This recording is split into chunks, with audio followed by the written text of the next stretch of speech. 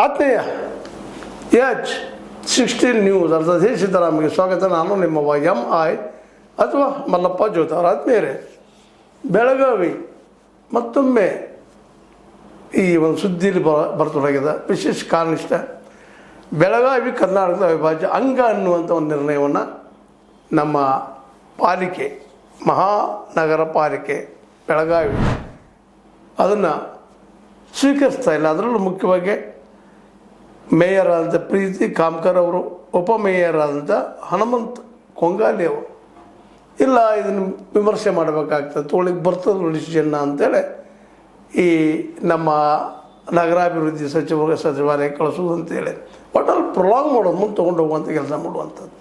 Supreme ಕೋರ್ಟಲ್ಲಿ case ಅದ ಅಲ್ರಿ. ಸುಪ್ರೀಂ ಕೋರ್ಟ್ನಲ್ಲಿ ಕೇಸ್ ಇತ್ತಲ್ಲ 2005 ಅವತ್ತು ವಿಜಯ್ ಮೋರೆ ಮೇಯರ್ ಅವರಿದ್ದರು. ಅವರಿದ್ದಾಗ ಇದು ಕೇಸಿತ್ತು ಸುಪ್ರೀಂ ಕೋರ್ಟ್ನಲ್ಲಿ. ಮತ್ತು ಅವ್ರು ಹೆಂಗೆ ತೊಗೊಂಡ್ರು? ಬೆಳಗಾವಿ ಮಹಾರಾಷ್ಟ್ರಕ್ಕೆ ಸೇರ್ಬೇಕಂತೇಳಿ ಯಾವ ಆಧಾರ ಮೇಲೆ ತೊಗೊಂಡ್ರು ಅವರು? ಅದಕ್ಕೆ ಯಾಕೆ ಒಪ್ಪಿಗೆ ಕೊಟ್ಟರು? ಇವತ್ತು ನಮ್ಮ ಹೋರಾಟಗಾರರು ಕೇಳ್ತಾ ಇದ್ದಾರೆ. ನಿಜವಾಗಿಯೂ ಕನ್ನಡಿಗರು ಸಹಜವಾಗಿ ಬೆಳಗಾವಿಯನ್ನು ಪ್ರೀತಿ ಮಾಡೋಕ್ಕೆ ಕಾರಣದ. ಐತಿಹಾಸಿಕವಾಗಿಯೂ ಸಹ ಇದು ಕನ್ನಡಿಗರದ್ದು, ಇದರಲ್ಲಿ ಎರಡು ಮಾತಿಲ್ಲ. ಹೌದು, ಒಂದಿಷ್ಟು ಮರಾಠಿಗರು ಹೆಚ್ಚು ಬೆಳೆದಿದ್ದಾರೆ, ಇಂಡಸ್ಟ್ರಿಯಲ್ಲೂ ದೊಡ್ಡವರಾಗಿದ್ದಾರೆ, ದುಡ್ಡುವಂತರಾಗಿದ್ದಾರೆ. ಆದರೆ ಎಲ್ಲಿದ್ದಾರೆ ಅವರು? ಕರ್ನಾಟಕದಲ್ಲಿದ್ದಾರೆ ಅನ್ನೋದು ನಮ್ಮ ಹೋರಾಟಗಾರರ ವಾದ. ಅದೇ ಕಾಲಕ್ಕೆ ಕನ್ನಡಿಗರ ವಾದ ಅಲ್ಲ, ವಾಸ್ತವ. ಈಗಾಗಲೇ ಅದು ಭಾಷಾವಾರ ಪಾಂತರಚನೆಯ ಸಂದರ್ಭದಲ್ಲೇ ನಮಗೆ ಬಂದು ಹೋಗಿಬಿಟ್ಟದ. ಮಹಾಜನ ವರದಿನೂ ಸಹಿತ ಒಪ್ಕೊಂಡದ. ನಂತರದ ಹಂಗೆ ವರದಿ ಒಪ್ಪಿಸ್ರಿ ಮಾಡ್ರಿ ಅಂತ ನಡೀತಾ ಇದ್ದಾರೆ. ಅದನ್ನು ಒಪ್ಕೊಳ್ಳಿಕ್ಕೆ ತಯಾರಿಲ್ಲ ಇವರು. ಸುಪ್ರೀಂ ಕೋರ್ಟಿಗೆ ಹೋಗಿದ್ದಾರೆ. ಇವತ್ತು ಸುಪ್ರೀಂ ಕೋರ್ಟ್ ಆದರೂ ಸಹಿತ ಡಿಸಿಷನ್, ಯಾಕಂದ್ರೆ ಪಾರ್ಲಿಮೆಂಟಲ್ಲಿ ತೆಗೆದುಕೊಂಡಂಥ ಡಿಸಿಷನ್ ಇದು ತೊಗೊಳ್ಳೋದು ಸಾಧ್ಯ ಇಲ್ಲ ಅಂತ ನಮ್ಮ ವೆಲ್ ನೋನ್ ನಮ್ಮ ಅಡ್ವೊಕೇಟ್ ಸಹಿತ ಹೇಳ್ತಾ ಇದ್ದಾರೆ.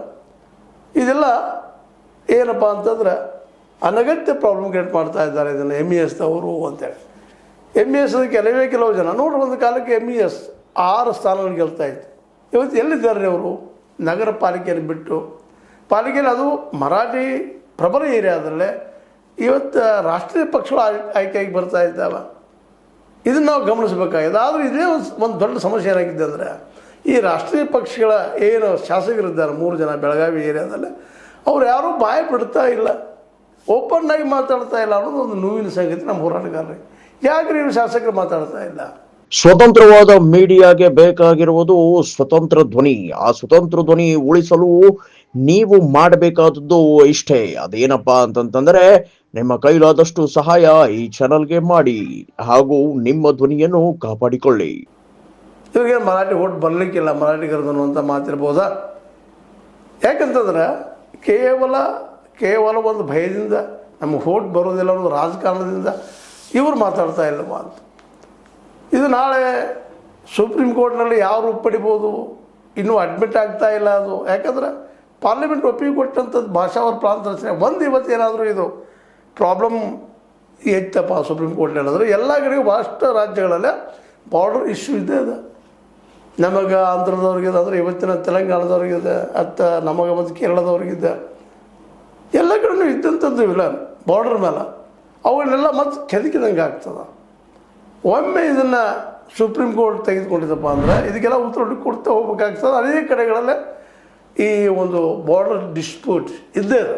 ಎಲ್ಲ ರಾಜ್ಯಗಳ ಸುತ್ತಮುತ್ತ ರಾಜ್ಯಗಳ ಮಧ್ಯದಲ್ಲಿ ನಡೆಯುವಂಥದ್ದು. ಇದು ಎಲ್ಲನೂ ಕರೆಕ್ಟಾಗಿ 100% ಮಾಡುವಂಥ ಸಾಧ್ಯ ಇಲ್ಲ. ಯಾಕಂದ್ರೆ ಆ ನೆರೆಯ ರಾಜ್ಯಗಳು ಒಂದರೊಂದು ಪ್ರಭಾವ ಮಾಡೋದ್ರಿಂದಾಗೆ ಸಹಜವಾಗಿ ಅಲ್ಲಿ ಜನ ಇಲ್ಲೇ, ಇಲ್ಲಿ ಜನ ಅಲ್ಲೇ ಹೋಗಿ ಬಂದು ಮಾಡೋದ್ರಿಂದಾಗೆ ಒಂದು ಜನ ಹೆಚ್ಚು ಕಡಿಮೆ ಆಗುವಂಥ ಸಾಧ್ಯತೆಗಳಿದ್ದಾವೆ. ಬಳ್ಳಾರಿಯಲ್ಲಿ ತೆಲುಗರು ಸಾಕಷ್ಟು ತೆಲುಗನ್ನು ಮಾತಾಡೋದು ಜನ ಇದ್ದಾರೆ. ಅವರು ಬಯಸ್ತಾ ಇದ್ದಾರೆ, ನಮಗೆ ಕೊಡ್ರಿ ಬಳ್ಳಾರಿ ಅಂತೇಳಿ. ಕೊಡ್ಲಿಕ್ಕೆ ಆಗ್ತದನ? ಆದ್ಮಾನಿ ನಾವು ಕೇಳ್ತಾ ಇದ್ವಿ, ಅಲ್ಲಿ ಕನ್ನಡಿಗರು ಹೆಚ್ಚು ಮಾತಾಡ್ತಾ ಇದ್ದಾರೆ. ಇಲ್ಲಿ ಗುಡ್ಡಾಪುರದ್ದು ಎಲ್ಲ ನೋಡಿದಾಗ ಇಲ್ಲಿ ಕನ್ನಡಿಗರು ಹೆಚ್ಚು ಮಾತಾಡ್ತಾರೆ. ನಾವು ಕೊಡ್ರಿ ಅಂತ ಹೇಳಕ್ಕೆ ಆಗ್ತದಲ್ಲ? ಪ್ರತಿಯೊಂದು ನಾವು ಇತಿಹಾಸಗಾರದಲ್ಲಿ ಆಗಿ ಹೋಗಿದೆ. ಇವತ್ತು ಸರಿ, ಇವತ್ತು ತಪ್ಪು, ಅದನ್ನು ಮರಳಿಕೆ ಅದಕ್ಕಿಂತ ಇವತ್ತು ನಮ್ಗೆ ಬೇಕಾಗಿತ್ತು ಮುಖ್ಯ ಡೆವಲಪ್ಮೆಂಟ್ಗಳು ಬೇಕಾಗಿದೆ. ನಮ್ಮ ಬೆಳಗಾವಿಯಲ್ಲಿ ಉದ್ಯೋಗಗಳು ಸೃಷ್ಟಿ ಆಗಬೇಕಾಗಿದೆ. ಅದು ಯಾರು ಮರಾಠಿಗರು ದುಡಿತಾರೋ, ಕನ್ನಡಿಗರು ದುಡಿತಾರೋ, ಮತ್ತಾರು ದುಡಿತಾರೋ ಅದು ನೋಡುವಂಥ ಅವಶ್ಯಕತೆ ಏನೂ ಇಲ್ಲ. ಇವತ್ತು ನಮ್ಮ ಈ ಎಲ್ಲ ಹೋರಾಟಗಾರರು ಅದನ್ನ ಕೇಳ್ತಾ ಇದ್ದಾರೆ, ಈ ಶಾಸಕರಿಗೆ ಏನಾಗ್ಯದಪ್ಪ? ಹೌದು, ಕರ್ನಾಟಕದ ಅವಿಭಾಜ್ಯ ಹಂಗಂತ ಹೇಳೋದಕ್ಕೆ ಇವರಿಗೆ ಆಗ್ತದೆ ಅನ್ನುವಂಥ ಮಾತನ್ನು ಅವ್ರು ಕೇಳ್ತಾ ಇದ್ದಾರೆ. ಅದೇ ಕಾಲಕ್ಕೆ ಇಲ್ಲಿ ಇನ್ನೊಂದು ಭಾಳ ಸೂಕ್ಷ್ಮ ಗಮನಿಸಬೇಕಾಗಿದ್ದು, ಬೆಳಗಾವಿ ಜಿಲ್ಲೆಯ ಸಾಹಿತ್ಯಗಳ ಸಹಿತ ದೊರೆಯುತ್ತಾ ಇಲ್ಲ ಅನ್ನೋದನ್ನು ನಮ್ಮ ಹೋರಾಟಗಾರರು ಪ್ರಶ್ನೆ ಮಾಡ್ತದೆ, ಯಾಕಪ್ಪ ನೀವು ಗಾಡಿ ಎತ್ತುವುದಿಲ್ಲ? ನಿಮಗೇನಾದ್ರು ಪ್ರಶಸ್ತಿ ಬೇಕಾದ್ರೆ ಮತ್ತೆ ನೀವು ಬೇಕಾದ್ರೆ ನಮ್ಮ ಸಂಘ ಸಂಸ್ಥೆಗೆ ಬರ್ತೀರಿ, ಮಾಡ್ತೀರಿ, ಪ್ರಭಾವ ಮಾಡಲಿಕ್ಕೆ ಪ್ರಯತ್ನ ಮಾಡ್ತೀರಿ. ಈ ಸಂದರ್ಭದಲ್ಲಿ ಓಪನ್ ಆಗಿ ಮಾತಾಡ್ತಾ ಇಲ್ಲ ಈ ಬೆಳಗಾವಿ ಸಾಹಿತ್ಯವರು. ಹೊರಗಿನವ್ರು ಮಾತಾಡ್ತಾ ಇದ್ದಾರೆ, ಆ ಮಾತು ಬೇರೆ ಇಲ್ಲಂತಲ್ಲ. ವಿಶೇಷವಾಗಿ ಈ ವಿಶೇಷವಾಗಿ ಏನಪ್ಪ ಅಂದ್ರೆ ಈ ಹೊರಗಿನವರು 8 ಜನ ಹಿರಿಯ ಸಾಹಿತಿಗಳು ಬೆಂಬಲ ಸೂಚಿಸ್ತಾ ಇದ್ದಾರೆ. ಅದರಲ್ಲೂ ಮುಖ್ಯವಾಗಿ ಕನ್ನಡ ನಾಡು ನುಡಿ ಜಾಗೃತಿ ಸಮಿತಿಯಿಂದ ಬೆಂಗಳೂರವರು ಕೆ ಮರುಳಸಿದ್ದಪ್ಪನವರು, ಜಿ ರಾಮಕೃಷ್ಣ ಅವರು, ಪ್ರೊಫೆಸರ್ ಎಸ್ ಜಿ ಸಿದ್ದರಾಮಯ್ಯ ಅವರು, ವಿಜಯ ಅವರು, ಜಾನಗಿರಿ ವೆಂಕಟರಾಮಯ್ಯನವರು, ಬಂಜಗಿರಿ ಜಯಪ್ರಕಾಶ್ ಅವರು, ಆರ್ ಜಿ ಹಳ್ಳಿ ನಾಗರಾಜ್ ಅವರು, ವಸುಂಧರಾ ಭೂಪತಿ ಅವರು ಅಧಿಕೃತವಾಗಿ ಪತ್ರ ಬರಿತಾ ಇದ್ದಾರೆ. ಇವತ್ತು ನಮ್ಮೊಳಗೆ ತಗೊಳ್ರಿ ಅದನ್ನು, ನೆಪ ಹೇಳಿಬೇಡಿ, ಕನ್ನಡ ಪರ ಠರಾವ್ ಪಾಸ್ ಮಾಡಿ ಅಂತ ಖಡಕ್ ಎಚ್ಚರಿಕೆ ಕೊಡ್ತಾ ಇದ್ದಾರೆ. ನಮ್ಮಲ್ಲಿ ಸ್ಥಾನಿಕ ಬೆಳಗಾವಿ ಜಿಲ್ಲೆಯ ನಮ್ಮ ಕವಿಗಳು, ಕಲಾಕಾರರು, ಲೇಖಕರು, ಬರಹಗಾರರು ಯಾಕೆ ಇದನ್ನು ಒತ್ತು ಕೊಟ್ಟು ಹೇಳ್ತಾ ಇಲ್ಲ? ಇದು ಆಗಬೇಕಂತ ಯಾಕೆ ಹೇಳ್ತಾಯಿಲ್ಲ? ಶಾಸಕರಾಗಿ ಒತ್ತಡ ತರ್ತಾ ಇಲ್ಲ. 18 ಶಾಸಕರ ಜೊತೆಗೆ ಇಲ್ಲಿ 3 ಜನ ಶಾಸಕರು ಬೆಳಗಾವಿಯವರೇ ಇದ್ದಾರೆ. ಅವ್ರು ಯಾಕೆ ಮಾತಾಡ್ತಾ ಇಲ್ಲ? ಅವ್ರಾಗಿ ಇದಕ್ಕೆ ಒತ್ತು ಕೊಡ್ತಾ ಇಲ್ಲ ಅಂತೇಳಿ ನಿಧಾನಕ್ಕೆ ಇವರಲ್ಲೇ ಅಸಮಾಧಾನ ಹೆಚ್ಚಾಗ್ತದೆ, ಸಿಟ್ಟು ಹೆಚ್ಚಾಗಲಿಕ್ಕೆ ಅದು ಸಹಜ. ಅದು ನೆಲದಲ್ಲಿದ್ದುಕೊಂಡು ಕನ್ನಡ ಜನರ ಮತ್ತು ಮತಗಳನ್ನು ಪಡೋದು ಅದು ಇರ್ಬೋದು. ಇವತ್ತು ಕರ್ನಾಟಕದಲ್ಲಿದ್ದವ್ರಿಗೆ ನಾವು ಮರಾಠಿ ಮಾತಾಡಬೇಡಪ್ಪ ಅಂತ ಹೇಳ್ತಾ ಇಲ್ಲ ಯಾರಿಗೂ. ಅವರು ತಮ್ಮ ಭಾಷೆಯನ್ನು ಮಾತಾಡಲಿ, ತಮ್ಮ ಸಂಸ್ಕೃತಿಯನ್ನು ಉಳಿಸ್ಕೊಳ್ಳಿ. ಜೊತೆಗೆ ಕನ್ನಡದ ಅಥವಾ ಕರ್ನಾಟಕದ ಭಾಗವಾಗಿರುವ ಬೆಳಗಾವಿಯೊಂದಿಗೆ ಕೂಡಿ ಸಂತೋಷದಿಂದ ಇರಲಿ ಅನ್ನೋದು ಎಲ್ಲರ ಅಭಿಪ್ರಾಯ ಆಗಿದೆ. ಇಂಥ ಒಂದು ಸಂದರ್ಭದಲ್ಲಿ ಈ ಬೆಳಗಾವಿ ಕರ್ನಾಟಕದ ಅಂಗ ಅಲ್ಲ ಅನ್ನುವಂಗೆ ಅಥವಾ ವಿಭಾಜ್ಯ ಅಂಗ ಅಲ್ಲ ಅನ್ನುವಂಗೆ ವರ್ತನೆ ಮಾಡೋದನ್ನು ನೋಡಿದಾಗ ಸಹಜವಾಗಿ ಎಲ್ಲರಿಗೂ ಅಸಮಾಧಾನ, ಸಿಟ್ಟು, ರೊಚ್ಚು ಹೆಚ್ಚಾಗ್ತಾ ಇದೆ. ಈ ದಿಶೆಯಲ್ಲಿ ನಮ್ಮ ಕವಿಗಳು, ಕಲಾಕಾರರು, ಸಾಹಿತಿಗಳು, ಲೇಖಕರು ಎಲ್ಲರೂ ಇವತ್ತೇನಪ್ಪ ಅಂತಂದ್ರೆ ಈ ಕುರಿತಾಗಿ ಒಂದು ಎಚ್ಚರಿಕೆ ಹೆಜ್ಜೆಯನ್ನು ಅಥವಾ ಒಂದು ಸಪೋರ್ಟಿಂಗ್ ಮಾತನ್ನು ಇವತ್ತು ಆಡಬೇಕಾಗಿದೆ. ಇದು ಭಾಳ ಮಹತ್ವದ. ಯಾಕಂದ್ರೆ ಸುಪ್ರೀಂ ಕೋರ್ಟ್ಗಿಂತ ಹೋಗ್ಯದ ಮಹಾರಾಷ್ಟ್ರ ಈಗ ಅಂದವರು ಅದು ಬೆಂಬಲವಾಗಿ ನಿಂತಿದ್ದಾರೆ. ಈ ಬೆಳಗಾವಿಯನ್ನು ಮಹಾರಾಷ್ಟ್ರಕ್ಕೆ ಕೊಡ್ರಿ ಅಂತೇಳಿ. ಆದರೆ ಅದು ಸುಲಭ ಇಲ್ಲ. ನಮ್ಮವರು ವಾದ ಮಾಡ್ತಾ ಇದ್ದಾರೆ, ನಾವು ಈಗ ಸಜ್ಜಾಗಿದ್ದೀವಿ ಆ ದಿಶೆಯಲ್ಲೇ. ಇನ್ನು ಈ ಹೋರಾಟಗಾರರು ಸಹಿತ ಅದನ್ನು ಹೇಳ್ತಾ ಇದ್ದಾರೆ. ಅವ್ರು ತನಗೆ ಲೇಖಕರು ನೀವು ಕರ್ನಾಟಕದ ಅವಿಭಾಜ್ಯ ಅಂಗಪಾತ ಹೇಳ್ತಾ ಇದ್ದಾರೆ. ಐತಿಹಾಸಿಕವಾಗಿ ನೋಡೋಲ್ಲಿ ಸುಮ್ಮನೆ ಯಾರನ್ನು ಸಮಾಧಾನ ಮಾಡೋಕ್ಕಾಗಿ ಯಾರಿಗೂ ಪ್ಲೀಸ್ ಮಾಡಿಸೋಗಿ ಅಂತಲ್ಲ. ಈ ಎಲ್ಲ ನೆಲೆಗಟ್ಟಿನಲ್ಲೇ ಈ ಪ್ರಶಸ್ತಿ ಪಡೆಯುವಂಥ ಲೇಖಕರು, ಅದರ ಜೊತೆಗೆ ಇಲ್ಲಿ ಜನಸಾಮಾನ್ಯರು ಎಲ್ಲರೂ ಇವತ್ತು ಇದಕ್ಕೆ ಸ್ಪಂದಿಸಬೇಕಾಗಿತ್ತು ಮತ್ತು ಎಲ್ಲರೂ ಕರ್ತವ್ಯನೂ ಹೌದು. ಆ ದಿಶೆಯಲ್ಲೇ ಇಲ್ಲಿಯ ಕರ್ನಾಟಕದ ಎಲ್ಲ ಮಾಧ್ಯಮ ಆಗಿರ್ಬೋದು ಅಥವಾ ಇನ್ನುಳಿದವರಾಗಿರ್ಬೋದು, ಜೊತೆಗೆ ಶಾಸಕರು, ಬೆಳಗಾವಿಯ ಲೋಕಲ್ ಶಾಸಕರು ಅವರು ಸ್ಪಷ್ಟವಾಗಿ ಇವತ್ತು ಮಾತಾಡುವಂಥ ಅನಿವಾರ್ಯತೆಯವ್ರಿಗೆ ಬಂದು ಮಾತಾಡಬೇಕಾಗಿದೆ. ಅದರಲ್ಲೂ ಮುಖ್ಯವಾಗಿ ಅಭಯ ಪಾಟೀಲರಾಯಿತು, ನಮ್ಮ ಇನ್ನುಳಿದ ಈ ಲಕ್ಷ್ಮೀಬಾಯಿ ಹೆಬ್ಬಾಳ್ಕರ್ ಅವರು ಸ್ವತಃ ಅಧಿಕಾರದಲ್ಲಿದ್ದಾರೆ. ಇವತ್ತು ಬೆಳಗಾವಿಯ ಒಬ್ಬ ಶಾಸಕಿಯಾಗೆ ಅದೇ ಕಾಲಕ್ಕೆ ಒಬ್ಬ ಏನಪ್ಪ ಅಂತಂದ್ರೆ ಉಸ್ತುವಾರಿಗಿಂತ ಉಡುಪಿ ಉಸ್ತುವಾರಿ, ಬಟ್ ಬೆಳಗಾವಿಯ ಒಬ್ಬ ಸಚಿವೆಯಾಗಿ ಜೊತೆಗೆ ಉಸ್ತುವಾರಿ ನಮ್ಮ ಸತೀಶ್ ಜಾರಕಿಹೊಳಿ ಅವರು ಸಹಿತ ಇದಕ್ಕೆ ಒತ್ತು ಕೊಟ್ಟು ಹೇಳಬೇಕಾಗ್ಯದ.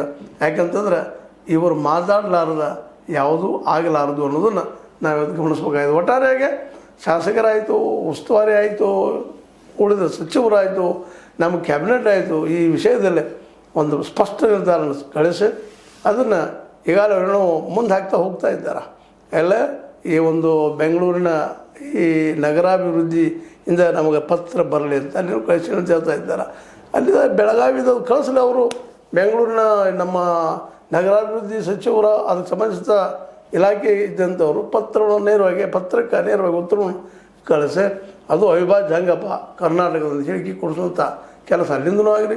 ಜೊತೆಗೆ ಮೇಯರ್ ಅವರು ಈ ಹಿಂದೆ ವಿಜಯ ಮೋರೆ ಅವರು ಮೇಯರ್ ಇದ್ದಾಗ ಬೆಳಗಾವಿ ಮಹಾರಾಷ್ಟ್ರಕ್ಕೆ ಸೇರಬೇಕು ಅಂತೇಳಿ ಸುಪ್ರೀಂ ಕೋರ್ಟಲ್ಲಿ ಇದ್ದಾಗನ ಇಲ್ಲಿ ಶಿಫಾರಸು ಪಾಸ್ ಮಾಡಿದರು. ಅದಾಗ ಇದ್ಯಾಕೆ ಆಗೋದಿಲ್ಲ?